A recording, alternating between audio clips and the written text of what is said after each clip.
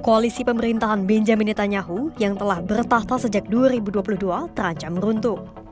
Voting pembubaran parlemen itu dilakukan pada Rabu 11 Juni 2025.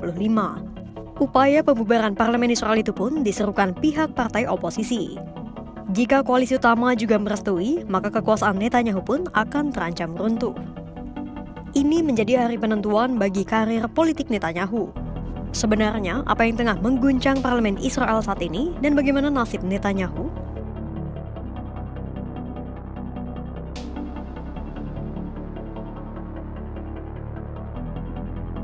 Karir politik Netanyahu sebagai Perdana Menteri terlama Israel terancam jatuh.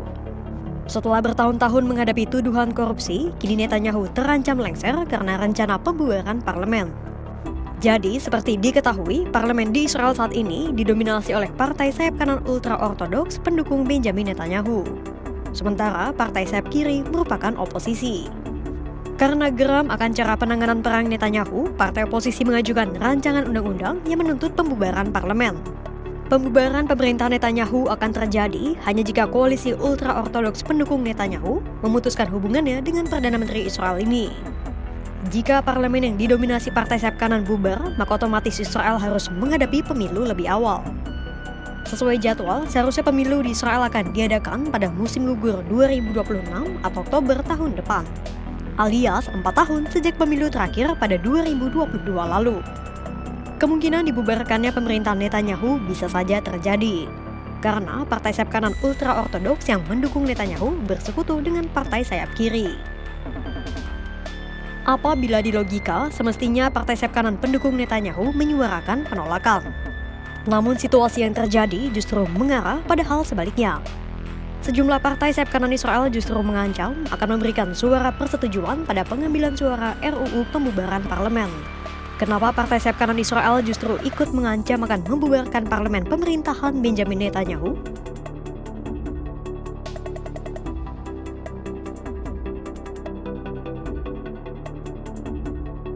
Pertama-tama, perlu kita ketahui terlebih dahulu seberapa banyak partai sayap kanan yang ada di Knesset atau Parlemen Israel. Jadi, sayap kanan Israel atau yang disebut dengan Partai Haredit yang dalam bahasa Ibrani berarti takut Tuhan, memiliki 3 faksi di parlemen. Ketiga faksi itu adalah Shas, Agudat Yisrael, dan Degel HaTorah. Ketiga faksi itu mewakili pemilih sayap kanan dari Sephardi, Hasidik, dan Lituania. Masing-masing faksi sayap kanan Israel memiliki dewan rabbinikalnya sendiri. Per Selasa 10 Juni 2025, faksi Agudat Yisrael dan Degel HaTorah sepakat akan mendukung RUU pembubaran parlemen. Sementara faksi Shas belum membuat keputusan. Sikap faksi Agudat Yisrael dan Degel HaTorah menyetujui RUU pembubaran parlemen bukan tanpa alasan. Kedua faksi itu mengancam akan benar-benar menyetujui RUU pembubaran parlemen jika Benjamin Netanyahu gagal meloloskan RUU terkait pengecualian wajib militer bagi para pria Yahudi ultra-ortodoks. Nah, disinilah awal perpecahan antara faksi sayap kanan Israel dengan Benjamin Netanyahu. Ya, RUU pengecualian bagi pria Yahudi ultra-ortodoks untuk mengikuti wajib militer. Bagaimana duduk perkaranya? Jadi begini, kebanyakan pria Yahudi di Israel itu menjalani dinas wajib militer selama 3 tahun lamanya, ditambah dengan tugas cadangan selama bertahun-tahun. Sementara wanita Yahudi menjalani dinas wajib militer selama 2 tahun. Nah, di masa perang, mereka yang masih mengemban tugas cadangan telah dipanggil berkali-kali untuk bertugas di medan perang Gaza. Setelah perang berkobar sejak 2023, setidaknya 360.000 pasukan cadangan telah dimobilisasi ke Gaza. Bahkan, beberapa di antaranya sudah bertugas selama ratusan hari lamanya. Itulah mengapa akhirnya beberapa tentara cadangan menolak panggilan baru dan warga Israel yang melapor untuk bertugas sebagai cadangan telah turun drastis. Militer Israel bahkan sampai menggelar kampanye besar-besaran di media sosial untuk merekrut tentara.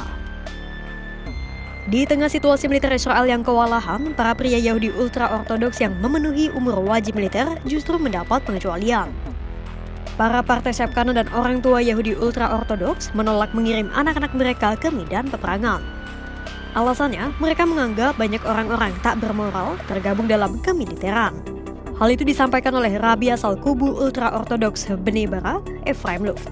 Memang sih, sejak tahun 1948 atau tepatnya ketika Israel baru berdiri, ada pengecualian wajib militer bagi para kaum ultra-ortodoks. Saat itu, Israel hanya memiliki sejumlah kecil sarjana, dan kebanyakan dari sarjana itu berasal dari kaum ultra-ortodoks. Itulah mengapa ada pengecualian bagi para kaum ultra-ortodoks karena mereka berasal dari kaum dengan pendidikan tinggi. Selain itu, pengecualian tersebut juga menjadi tanggapan atas penghancuran beasiswa Yahudi selama berlangsungnya Holocaust. Sudah dikecualikan dari wajib militer, para kaum ultra-ortodoks juga menerima tunjangan dari pemerintah selama mereka belajar di seminari agama hingga usia 26 tahun. Nah, masalahnya pengecualian itu dianggap ilegal karena tidak ada undang-undang pasti yang mengaturnya. Bahkan pada 2017, Mahkamah Agung Israel pun memutuskan bahwa pengecualian wajib militer bagi kaum ultra-ortodoks adalah ilegal. Pengecualian itulah yang membuat marah para warga Israel non-ultra-ortodoks yang harus mengirim anak-anak mereka pergi ke medan perang. Pasalnya, kaum ultra-ortodoks sejatinya bisa menjadi aset sumber daya manusia yang besar, mengingat jumlah mereka saat ini di Israel sudah cukup banyak.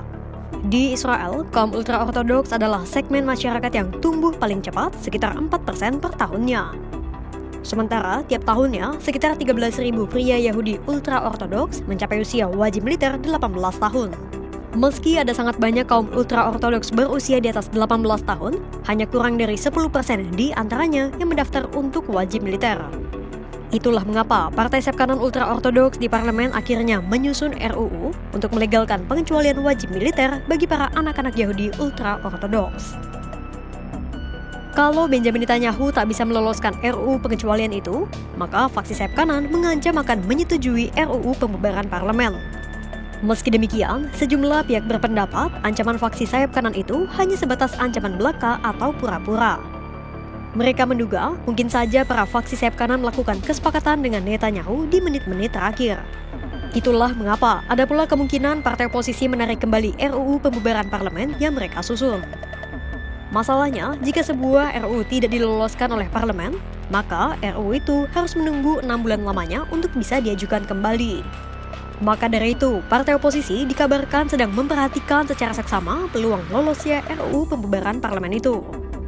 Jika mereka menilai RUU tidak akan lolos karena kurang suara pendukung, maka tak mustahil mereka menarik RUU itu dan akan mengajukannya kembali hingga mencapai peluang yang memungkinkan. Karir politik Benjamin Netanyahu berada di ujung tanduk. Netanyahu tak bisa menyenangkan semua pihak.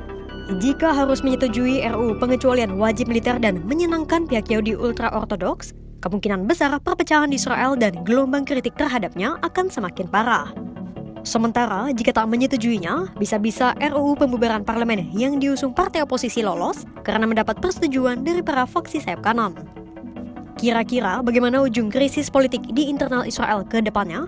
Bisakah partai oposisi melengsarkan Netanyahu dan mengubah arah peperangan Israel-Hamas di Gaza? Pantau terus perkembangannya hanya di kanal YouTube Kompas.com.